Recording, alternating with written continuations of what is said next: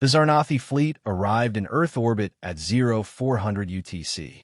There was no declaration of war, no attempt at diplomacy, just a single transmission, looped in every language known to Earth, projected directly into every screen, every mind. You have 7 hours to submit. Resistance will result in extinction. The face of Lord Admiral Vrox filled the skies above New Tokyo, Sao Paulo, Nairobi, and the crumbled ruins of New York.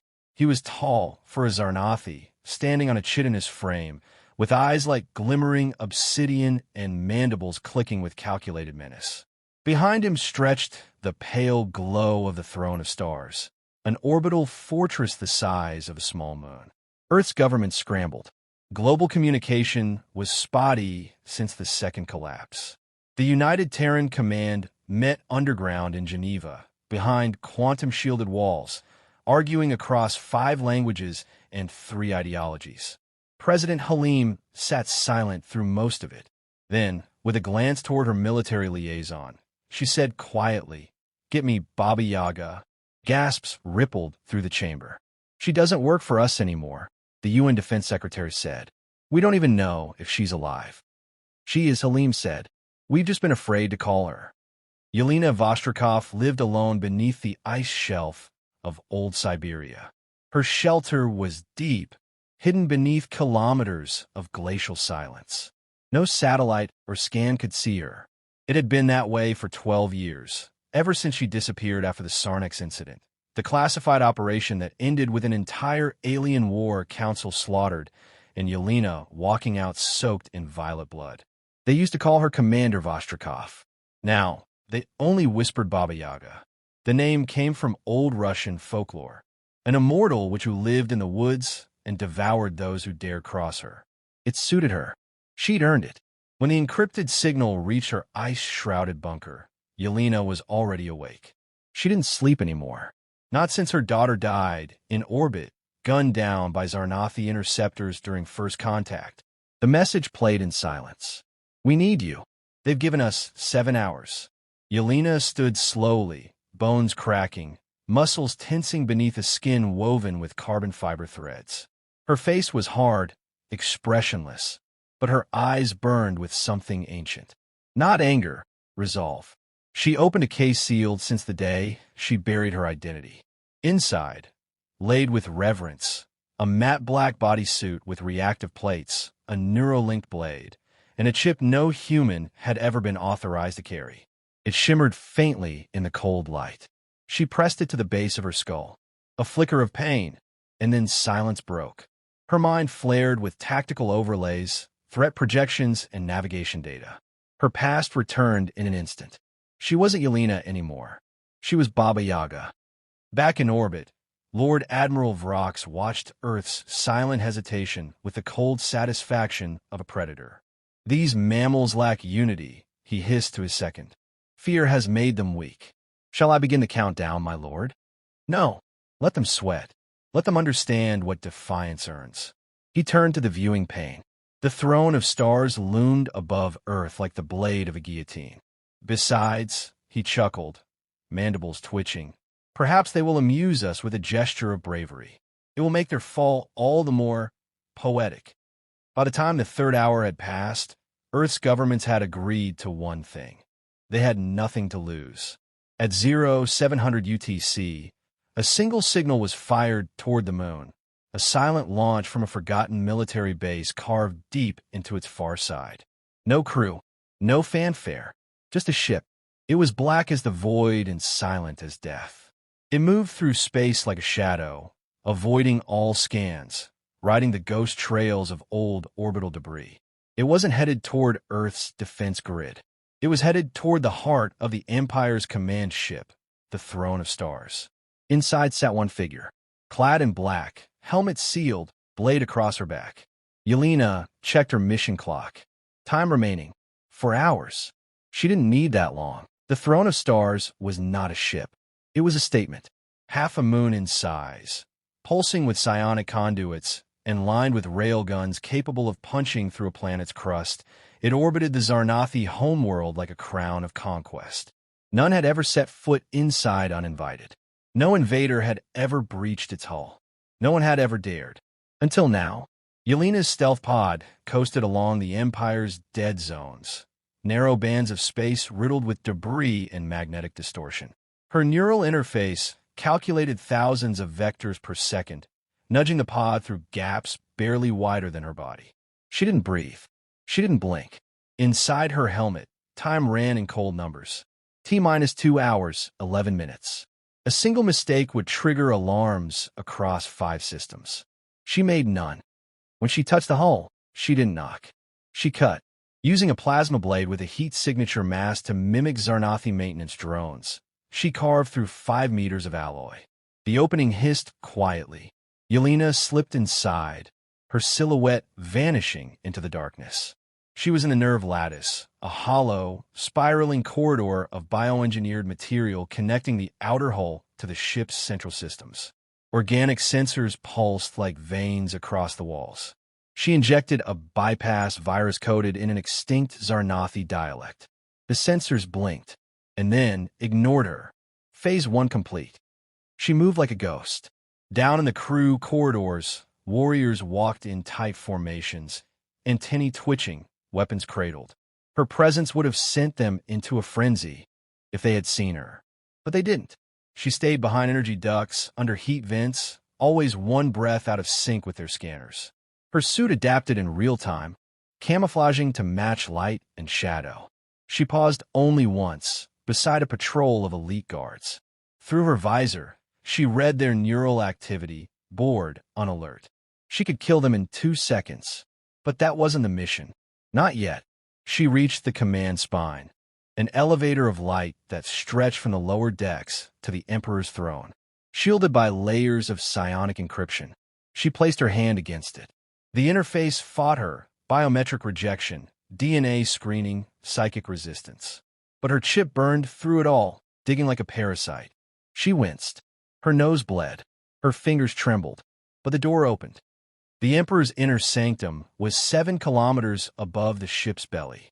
It was a sacred place. No one entered unannounced. Not even fleet admirals. Inside were the Emperor's chosen, mind-bound guards with augmented cognition, triple-limbed killers with eyes that saw probabilities. Yelena had 7 minutes to reach the throne. She planned to do in 6. The lift opened. The first guard didn't see her. He simply fell as his spine cracked from a strike, so precise it didn't spill blood. The next saw something, but only for a second. A black figure. A shimmer. Then nothing. By the third, alarms began to chirp. Yelena smiled. She dropped the cloak. The corridor lit red as sirens screamed in alien harmonics. Xarnathi guards swarmed. She met them head-on, blades flashing in an arc of fluid death. Their exoskeletons shattered. Psionic blasts recoiled off her anti-psi armor. She moved faster than their targeting systems, reading their movements before they made them. One fired a plasma bolt point-blank. Yelena caught it with a magnetic burst and hurled it back.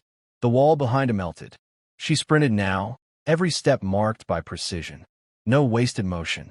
No hesitation. Behind her, Xarnathi forces scrambled for reinforcements. But none would arrive in time. In the throne chamber, Emperor Skarash felt the disturbance. His mind, spanning millions of drones, rippled with confusion. Somewhere, deep in the ship, something was wrong. His eyes narrowed. His antennae flared. He reached for the throne's psionic node to assert control, and then froze. A presence moved within his mental field. Not Xarnathi. Not highborn. Human. Sharp.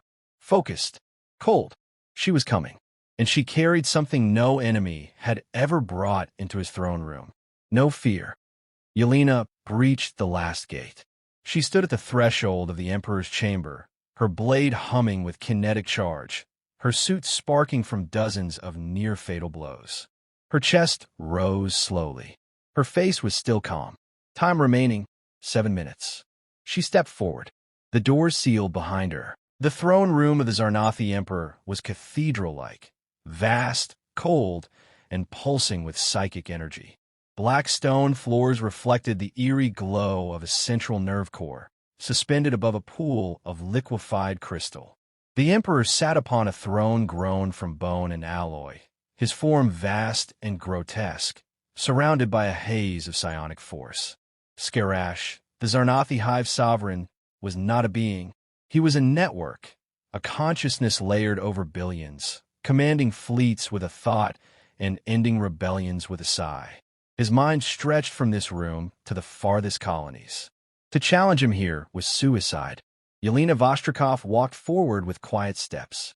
She was death in human form. "You are not what I expected," the Emperor said, his voice resonating through her skull rather than her ears. "You expected surrender," Yelena replied. She stopped 10 meters from him. The last of his psionic guards circled, twitching, chittering. She had counted 5. "You should not be able to speak in this chamber," Skarash said, rising slowly. "This room is tuned to my frequency. Your primitive mind should be." Yelena flicked a switch on her neck. A sharp electric crack sounded. The air shimmered. "Null field," she said simply. "Custom built. Blocks your frequency just fine." The Emperor twitched, first in amusement, then concern. She moved. The first guard lunged, a spear of crystallized energy aimed at her heart. Yelena bent sideways, the spear grazing empty air. She caught his arm, twisted, and brought her blade across his neck in a single, efficient motion. One down. The others reacted instantly. The second guard leapt high. The third fired a psionic bolt that cracked the floor beside her. Yelena rolled, kicked off a column, and launched herself into the air. She landed on the second guard's back, plunged her blade into the base of his skull, and used his body as a springboard to slam into the third. He screamed as she crushed his windpipe. 2 more. The fourth came at her with claws that phased through matter. She countered with a shock pulse from her glove, disrupting his quantum alignment. He flickered, half here, half not, and then she split him in 2. The fifth hesitated. She didn't. The Emperor rose to his full height, towering over her, all limbs and menace. His eyes burned violet as psionic energy flared around him. Her null field sputtered, overwhelmed. "You kill my champions," he hissed. "I've killed worse," she answered. "You are nothing but a broken human. One life, one body, against my mind." Yelena pulled a disc from her belt and tossed it toward the throne. It hit the nerve core with a thunk. It blinked red. The Emperor looked down. Then everything screamed. The disc detonated with a silent burst of null radiation, a pulse calibrated not to destroy, but to sever. The throne's psionic link shattered. For the first time in centuries, the Emperor's mind became his own, and it was too small. He staggered, clawing at his temples. The screams of billions fell silent in his head. His strength vanished like breath in frost. The room dimmed. Yelena approached slowly, blade humming. "You killed my daughter over orbit 3 years ago," she said. "I have killed millions," he spat, trembling. "She was nothing. She was mine." She plunged the blade into his chest. It sank to the hilt. The Emperor jerked once. His limbs spasmed. And then stillness. A ripple of silence spread outward. Across the galaxy, Xarnathi drones faltered. Fleet formations broke. Communications splintered. The hive screamed, and then fell mute. Without the sovereign's mind, they were lost. Yelena stepped back. Her armor was scorched. Her side bled. Her breath came sharp and shallow. But she stood tall, the blade still buzzing softly in her hand. She looked around the throne room, the seat of empire, now empty. She checked her mission clock. Elapsed time, 6 minutes, 47 seconds. She raised her wrist calm. "This is Baba Yaga. Target neutralized." Static. Then cheers. Earth's command was listening. She turned toward the throne's central console. With a flick of her wrist, she activated a galaxy-wide broadcast channel. Across thousands of systems, Xarnathi outposts, rebel colonies, and neutral worlds, a single image appeared. A woman in black, standing over the corpse of the Emperor. Behind her, the shattered throne. She spoke. "You gave Earth 7 hours to submit." She stepped forward. Her eyes blazed. "I needed 7 minutes." Silence had never existed in the galaxy. Not truly. There was always the hum of fleets, the scream of star forges, the endless murmur of the hive. But now, with the Emperor dead, it was quiet. Terrifyingly quiet. On the bridge of Earth Command's orbital relay, President Halim stood with her hands clenched behind her back, staring at the hollow space where the throne of stars once loomed. It was still there, intact, drifting but powerless. The last transmission from Yelena had gone out 5 minutes ago. Since then, nothing. "She did it," whispered General Ku. No one responded. They didn't have to. Everyone had seen the broadcast. Baba Yaga, blood-stained, silent, victorious, standing over the body of a god. Inside the throne of stars, Yelena moved through the darkened corridors. The lights flickered sporadically, the residual energy of a system still learning it had no master. Every Xarnathi she passed was comatose or convulsing. Disconnected from the hive mind, they were larvae in adult bodies. Lost, frightened, broken. She didn't finish them. There was no need. They were no longer soldiers, just survivors of something they couldn't understand. Yelena paused before the body of a youngling. Its limbs were twitching, eyes wide with confusion. She knelt beside it. It bared its teeth, tried to hiss. She didn't flinch. She simply took out a ration bar and left it beside the creature before moving on. In Earth's orbit, the first Xarnathi dreadnought drifted. Then another, and another. Thousands of ships, suddenly without purpose, began deactivating weapons. A few fired blindly in panic. Accidents, confusion. But the hive structure had collapsed. Without Skarash, there was no command hierarchy. No instinctual orders. No unity. The threat was over. For now. But peace was not guaranteed. Back at Earth Command, the advisors split into factions. Their vulnerable, barked Defense Minister aims. "We strike now. Wipe out every Xarnathi fleet before they recover." "They're leaderless," countered Secretary Luma. "We should offer terms, structure. We could end centuries of war in one move." President Halim listened, eyes closed. Yelena's face hung in her mind. Not the killer on the broadcast. The soldier who once held her daughter's hand after an evacuation. The mother who had lost everything. "Send a fleet," she said at last. "But not with weapons. With aid. Medical crews. Translators. Food. Gasps. They're not enemies anymore," Halim said quietly. "They're orphans." Yelena stood in the Emperor's sanctum, watching the stars from the throne's observation window. Mission complete. Extraction ship inbound. But something inside her remained unfinished. She reached for her helmet's comms. "Earth Command, this is Vostrikov." "Static." "Then go ahead. I'm transmitting the throne's memory archive. Full tactical logs, genetic libraries, psionic blueprints." "You're sure?" General Ku's voice. "That's the whole Empire's brain." "I'm sure." A pause. "You're not coming home, are you?" "No." She moved through the ship's core, planting nanoseeds, cleansing agents, designed to rewrite and heal the biomass over time. The throne would survive, but not as a weapon. It would grow into something else. Perhaps a sanctuary. Perhaps a warning. Perhaps both. Yelena finally made her way to the hangar, where her extraction shuttle waited. As she boarded, she paused and turned. The camera on her visor blinked red, recording. She activated one last transmission. "To any surviving Xarnathi who still see me as enemy, know this. I did not come to destroy you. I came to end the thing that made us enemies. I took your Emperor not for vengeance, but to give you the freedom to choose your own future. What you do next will decide if this was the end of war or the start of something worse. Earth is watching." A month later, the galaxy looked different. The Xarnathi Empire fractured into scattered houses, some peaceful, some dangerous, some desperate. But the war was over. For now, Earth became a reluctant superpower, not by conquest, but by myth. They were the planet where the witch came from, the one who didn't negotiate, the one who didn't beg.